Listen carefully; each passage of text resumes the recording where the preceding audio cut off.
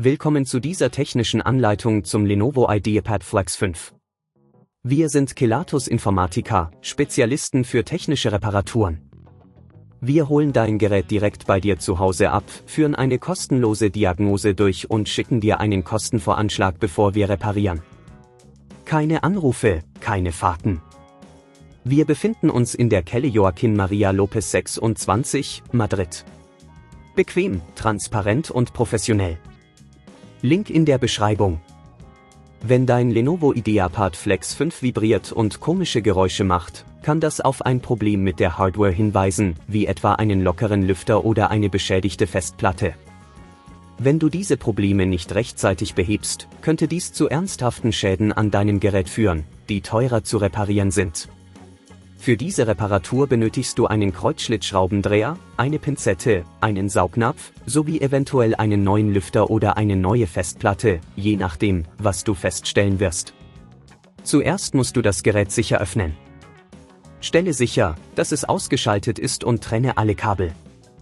Benutze den Saugnapf, um den Bildschirm vorsichtig anzuheben, während du mit dem Kreuzschlitzschraubendreher die Schrauben entfernst, die das Gehäuse sichern.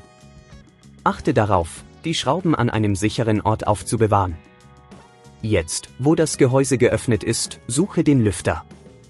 Überprüfe, ob er lose ist oder ungewöhnliche Geräusche macht.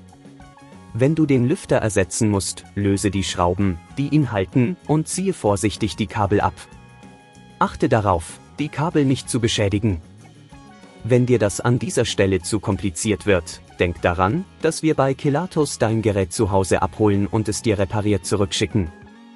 Um den neuen Lüfter zu installieren, setze ihn an seinen Platz, schraube ihn fest und schließe die Kabel wieder an. Achte darauf, dass alles sicher sitzt, bevor du das Gehäuse wieder schließt. Überprüfe zum Schluss, ob das Gerät normal startet und die Geräusche verschwunden sind. Um zu verhindern, dass dieses Problem erneut auftritt, halte dein Gerät sauber und frei von Staub, insbesondere die Lüftungsschlitze. Stelle sicher, dass du dein Gerät regelmäßig überprüfst und bei Anzeichen von Problemen sofort handelst.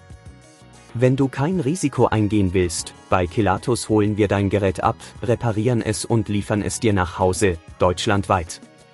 Link in der Beschreibung.